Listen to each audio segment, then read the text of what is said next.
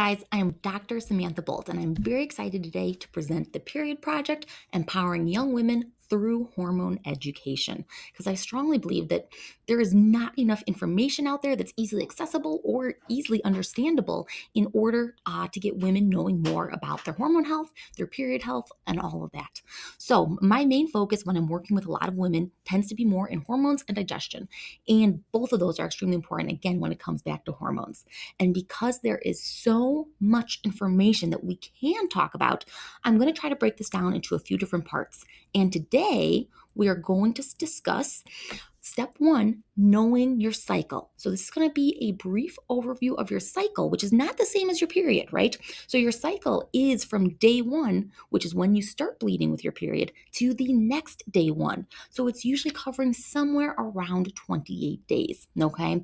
So today, that's really what we're going to focus on. And next time, next presentation, we're going to dive a lot more down into the period, the symptoms beforehand, the symptoms during. But today, we're really going to encompass more that whole cycle and what those hormones are doing throughout that cycle. So this is my big blah page. I know there's a lot of information written on this page. I promise the next pages are nowhere near as dense, but these are 3 points that I think are really important and that I think are going to help you kind of understand more about that big picture when it comes to hormones and watching your health. So, number 1, just because I don't list something as normal or healthy doesn't mean it isn't common. So, we're going to talk a lot today about what a healthy cycle is, but just because you might not match up doesn't mean tons and tons of other girls, other young women, other women don't have those same symptoms. All right. So if you don't fit into those healthy categories, don't start panicking. Lots of young women are probably going through what you're going through and being told they're fine and they just need to deal with it. But we really want to work on improving those symptoms, improving the timelines that we're having. But you don't need to start thinking there's an emergency. Okay. So that's kind of a difference between healthy and common. Okay. So, number 2, hormones are very complex. None of your symptoms are going to match up perfectly with any one category, such as high estrogen, low progesterone, high androgens, so PCOS, endometriosis, right? Some of these other things that we might get told, low cortisol, hypothyroidism. And that's because all these hormones work together and play off of one another. So the minute one increases, decreases, changes how a receptor is receiving it, it's going to change the symptoms that we get as well. Plus, you have your own genetics, your own individuality. So it's really hard to say, yep, you have high androgens, nothing else is wrong. It's just that. These hormones all work in this big overview picture. And number 3, track your cycle and symptoms throughout the month, not just during your period. So this includes symptoms like headaches, achiness, fatigue, insomnia, anxiety, acne, bloating, hunger. So these negative symptoms, but also are good symptoms like how much motivation you have, how restful has your sleep been, how strong do you feel that day, good brain cognition when thinking. So by doing this, you will start being prepared more for emotional and physical changes throughout the month. Okay, you will also be able to more pinpoint which hormones you might be having imbalances. It's much easier for us as practitioners to help you guys when we know how your symptoms, good or bad, are changing throughout the month. Okay. So let's start with your cycle. All right. So day 1 is when you start bleeding. And for the most part, not when you start spotting. Okay. There's a little gray area in this, but when you start bleeding is really going to be day 1. Okay. A healthy cycle length is about 26 to 32 days. And I typically try to lead more towards that 28 to 30 for most women that I'm working with. It is very common to have a cycle length outside of this or to be irregular, especially within the first few years of starting your period or the last few years before menopause. All right, things are changing. So, especially then, it's very common. But no matter what, we still want to be working more towards that healthy cycle level. And we have 2 kind of different phases, well, kind of 3, but 2 phases. One is known as this follicular phase.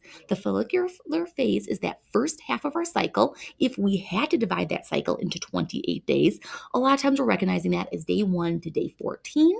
That is when the follicle is being created, an egg is being created, and this is more of our estrogen heavy timeline, okay? So the follicular phase, or that first half of the phase, is more of an estrogenic phase, and it usually lasts about 12 to 18 days for most women. Ovulation is a 1 day event. It's actually even less than that. It's a 1 second event for the most part that what happens. So ovulation is very quick once that egg is actually released. And when that egg gets released, again, looking at this graph, let's say it is day 14, something that happens very quickly is that the leftover cells from that egg start producing a hormone known as progesterone. And so then in the second half of the cycle, day 14 to 28, known as the luteal phase, now rather than estrogen, we have a higher level of progesterone than we do estrogen. So, first half of the phase, typically more estrogen dominated. Second half of the phase, we're looking more at more progesterone dominated. All right. So, we can see that throughout the month, our hormones change. So, this is another really big point that I think I'm going to say a few times. You should change. How you feel throughout the month should change. And that's what we're going to look at.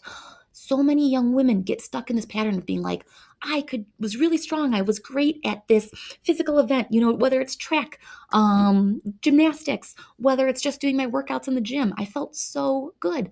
And now this week, I'm not as strong. I'm not feeling as great. I can't do the same stuff. Yes, that's what happens. That is what happens to us as women because we have those hormonal changes throughout the month. So recognizing when that happens, and that's what we're going to go through now, is going to be very important to helping you set up what that month is going to look like for you. Okay. So, again, yes, how we feel should change throughout the month. We should not feel the same day to day.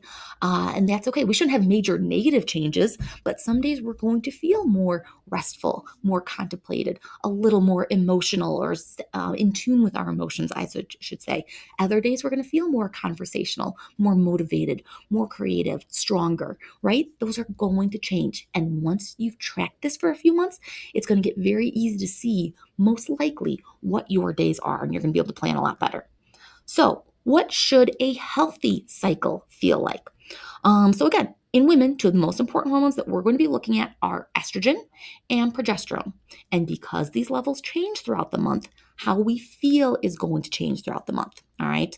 So, there are going to be sometimes the months that we feel very different, and that's okay. We have our follicular phase, which is when we're a little bit more estrogen heavy. Estrogen is higher than those progesterone levels. We have ovulation, which creates that egg. And then we have, after that, in the luteal phase, the second half of the cycle, is when we have that more higher progesterone, higher than estrogen. Okay. So let's start with day 5 to day 14 ish. And there's going to be a lot of ishes because, again, you are you're an individual. Everything's going to be a little bit different for you, and that's okay.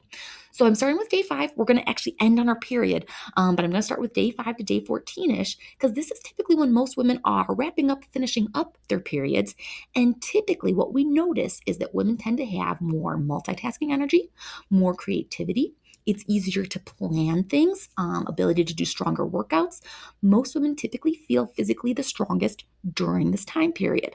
So, knowing that, if we kind of can recognize that day 5 to 14 is when we have more of these attributes, we can again plan the month and go, oh, yeah, this might be a time to work a little bit harder in the gym, to work a little bit more at my sport, or to kind of this project that I've been putting off or haven't been able to do. Let me really get down and plan that and see what that's going to look like doing in the future. Okay. So that's kind of our day 5 to day 14 ish, second half of that follicular phase. Okay. Day 12 to day 16 ish. So I know we're overlapping a little bit here, but day 12 to day 16 ish is usually when our body is ramping up for ovulation. And we typically feel happy, motivated, and communicative. If we've been putting off a hard chat for a while, whether that's something at school, something with our parents, something with some friends, something with the rest of the family, something at work, wherever that might be, this is sometimes a really good time to plan on doing it. A lot of women feel more like they can take on the world during this time. And we usually have some fairly high estrogen during this time. Estrogen is one of the things that helps make us more communicative. So this is why it's good to know that that's happening. If you don't feel like Superwoman during this time, right? If this is one of the worst times of the month, most likely now you can start realizing that you probably have an estrogen dominance issue. Either you're not making enough progesterone for the amount of estrogen that you have, or when you make estrogen, you're not getting it out of your body very easily. So we're not going to talk a ton about that today, but it is going to be coming up in one of our next presentations. All right, day 15 to day 28-ish. So this is more that luteal phase of our cycle when progesterone is higher, okay? This is very different than when estrogen is elevated. Progesterone is kind of like this big, deep breath to our brain, to our body, to our system. So we're typically going to feel more calm, more relaxed. We're able to slowly dissect problems more easily.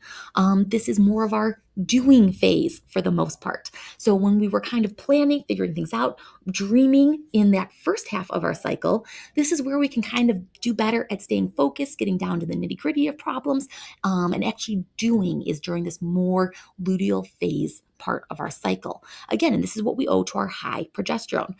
And someone will say, when it comes to physical stuff like the gym, again, sports, etc., that they still feel pretty good during this time. But most women don't feel quite like they did during that day 5 to 14-ish days. Those are usually the strongest days. So again, just recognizing that and saying, okay, this part of my cycle, maybe I don't push quite as hard as I did those initial week or two, and it's going to come around again, and I can keep working up with those levels. So when we are paying attention to how many laps we can do, how much weight we can lift, how long we can hold a plank, whatever that might be. You got to compare it to days in the cycle, not from week to week to week. Okay. If you're comparing that from week to week to week, you're going to get in trouble. If you're comparing it to days of your cycle, it's going to be a lot easier to see whether you're improving or not. All right, day 27 to day 28-ish. So this is at the very end of the cycle, okay? And one of the things that happens is progesterone and estrogen come down a lot, all right? So we had some pretty high progesterone and we still had decent levels of estrogen as well. And now they are dropping to almost nothing, all right? So the day or two before your period, yeah, we're going to be a little more tired, more mellow. We're going to be more in tune with our emotions, which isn't necessarily a bad thing, all right?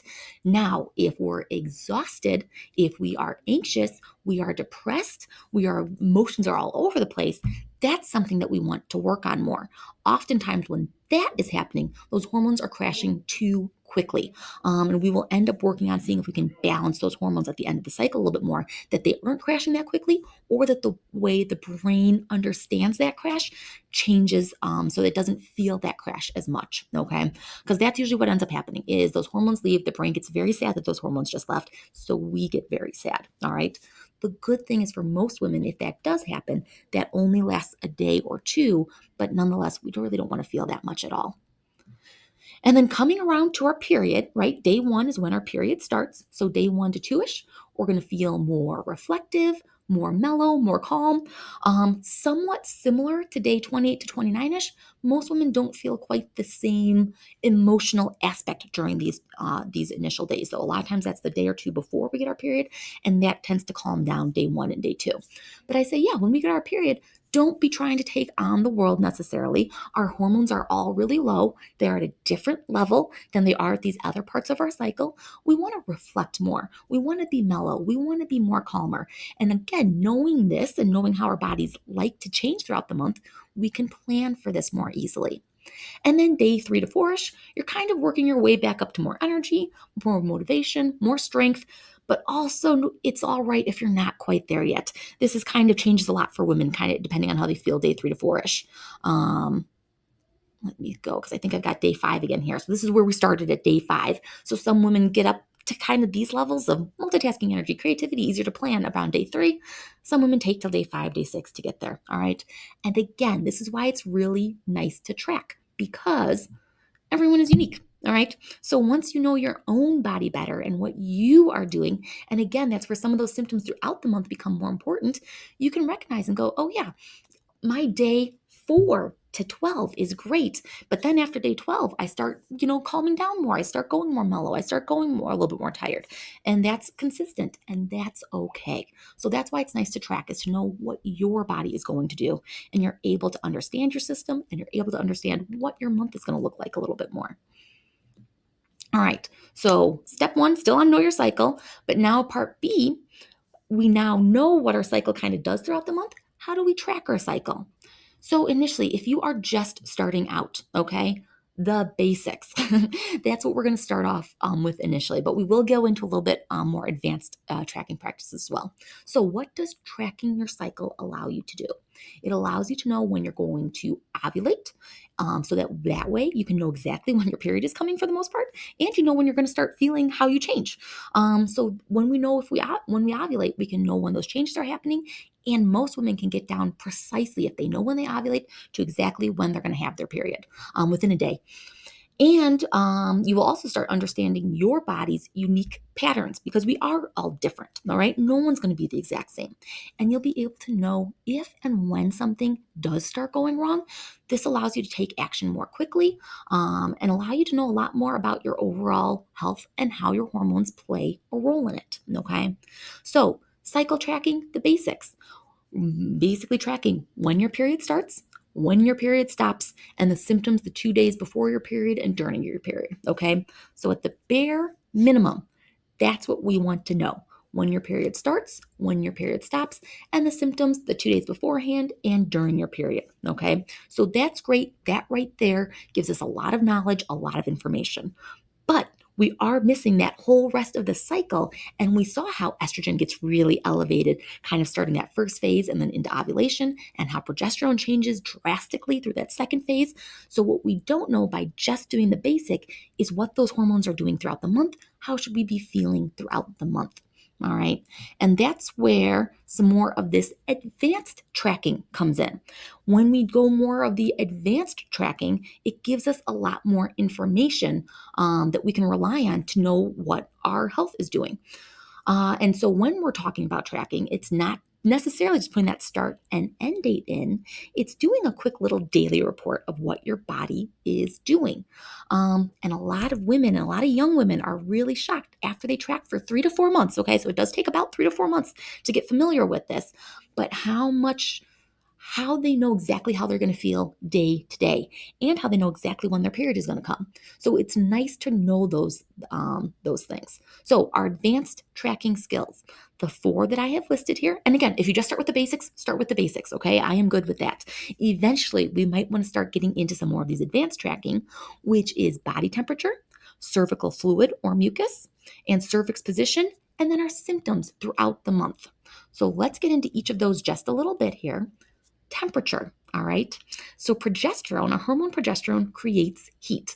So once we have ovulated and once we are creating that progesterone, all right, our temperature actually goes up. So in the first of your half of your cycle, that follicular phase, your temperature is often zero point 0.5 to 1 degree lower than in the second half, the luteal phase. And I think this is the most fun one to track. If you have a watch, if you have a ring or something that tracks these temperatures, great, it just does it for you.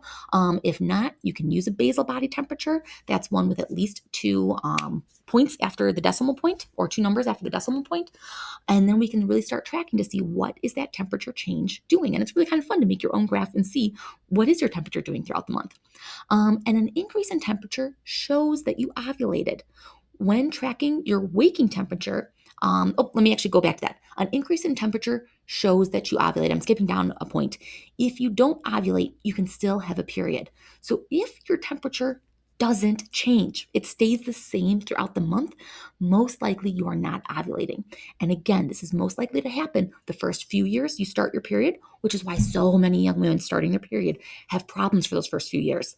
And it's also most likely to start happening in perimenopause when you're ending your period. Again, why a lot of women have symptoms is because we don't have this progesterone, this nice big deep breath in our body. But it's good for you to know that, okay? Because if we aren't ovulating, if we're not creating progesterone, let's figure out how to do that. So this is why we track the temperature initially, is just to even know if we're ovulating or not.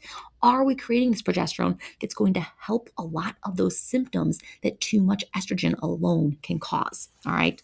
So when tracking your waking temperature, it's important not to look at it day by day. We're going to go into a graph in just a second here.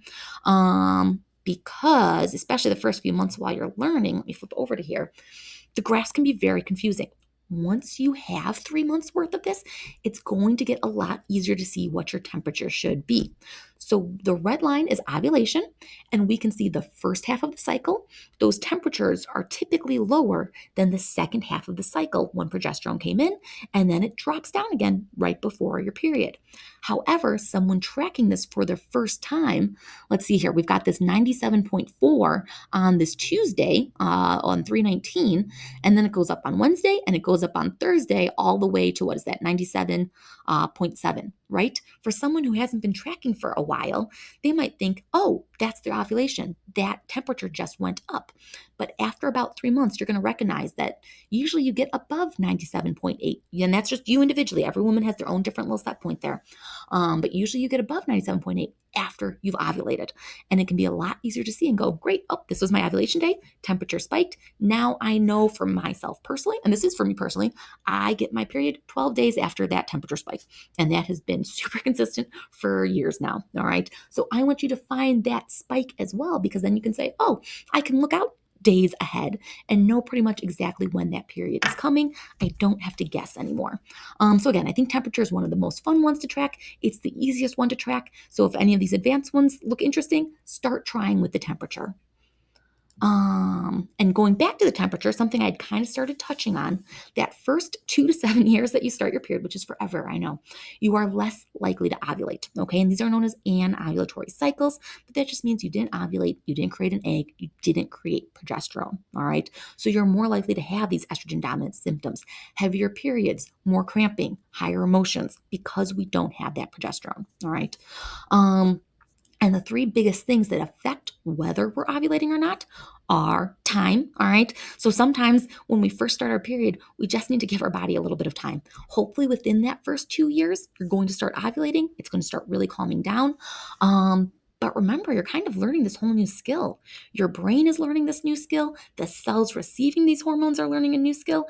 Everything is learning. And it takes a little bit of time for your body to fully understand what's going on hormone wise. Okay. Number two is resource availability. This is one of the big ones, all right? If we can have, and what I mean by this, vitamins, minerals, iron, protein, healthy fats, those are the things that we want to make sure we're getting in good amounts in order to make sure that our brain, our cells, our whole system has enough to make that egg and actually create that progesterone. This is where a lot of young women get into trouble. We're not always great at eating healthy, okay? So when we start adding in more vegetables, when we start adding in healthy fats like fish, avocado, nuts, seeds, eggs, right? Protein, making sure we're getting enough good protein into our system, certain meats, beans, whatever that might be, okay? A lot of times increasing those multi-mineral, multivitamin, just adding those things in can help a lot because the body was saying, you're not giving me these resources. You're eating potentially some fast food, right? We're eating these granola bars. We're eating goldfish snacks, chips, whatever that might look like. And those are not going to give your body what it needs to ovulate. So by getting enough nutrients, resources in, you're going to be a lot more successful in creating that healthy period, that healthy hormone cycle throughout the month. And number three is stress. All right. And there is a lot of stress today. If you are in school, if you are in work, I mean, it just daily life, there is a lot of stress out there. So we try to control stress where we can. One of the first things, getting enough sleep. All right. The more sleep we can get, and most women tend to need somewhere between 8 to 9.5 hours of sleep. And I know a lot of women will fight me on this, but that's what we know for our hormone health. We need about 8 to 9.5 hours of sleep a night in order to have really good, strong hormone health. Okay. That also helps reduce cortisol, our stress hormone, and some of these other stressful events on our system as well. And then, of course, anything else you can do to lower that stress. All right. I love things like meditation, being out in nature, being careful with the light and time of days that the light I'm getting is happening.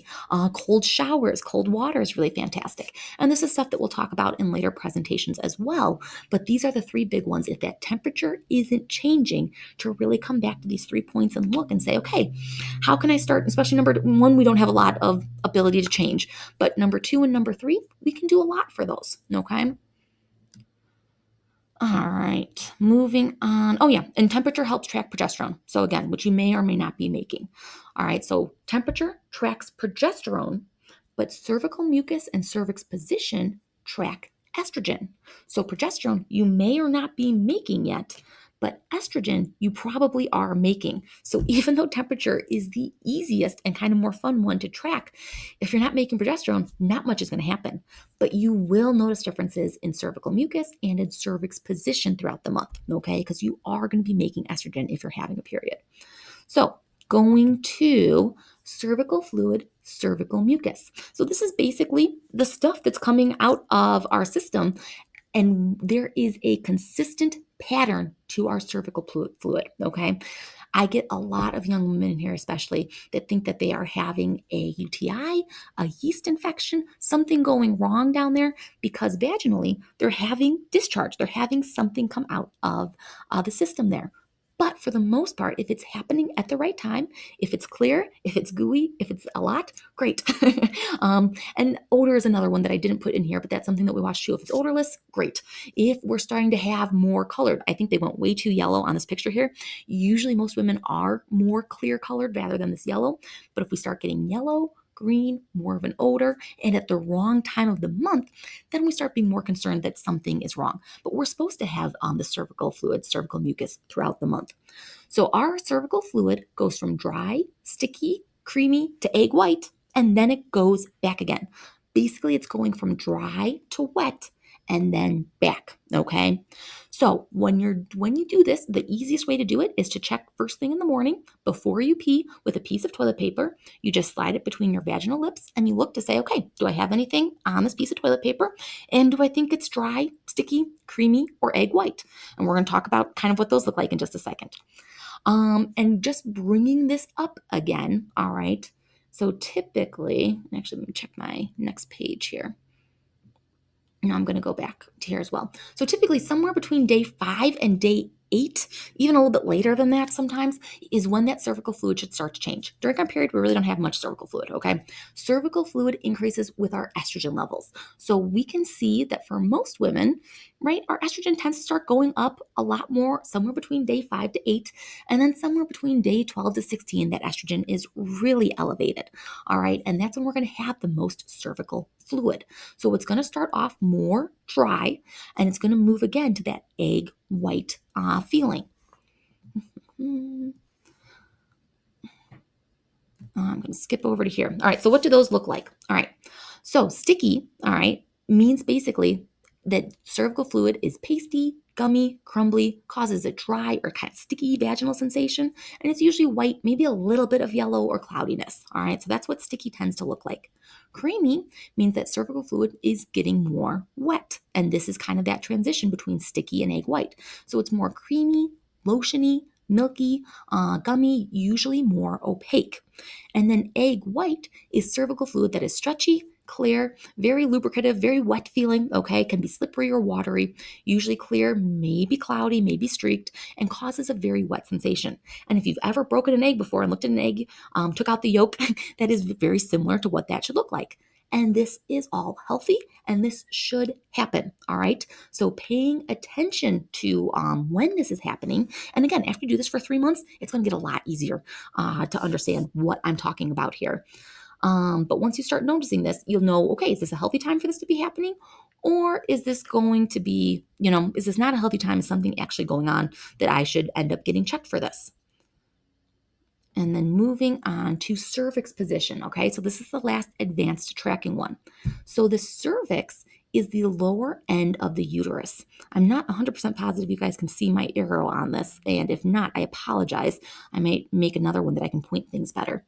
So it's kind of between where the dark bottom piece is, and then going into that lighter top piece is what's known as our uterus. So it connects the cervix. It connects the uterus to the vagina. And for most of the cycle, the cervix is going to be low, closed, and non-wet, all right? And it can be a challenge to figure out what that means until you start tracking it. And I think this is the hardest one to track, okay? This is definitely the most challenging one for women to understand, to get right, to even remember to do. But if you do start tracking this, after 3 to 4 months, it's going to, again, become very clear when your cervix is getting ready for ovulation.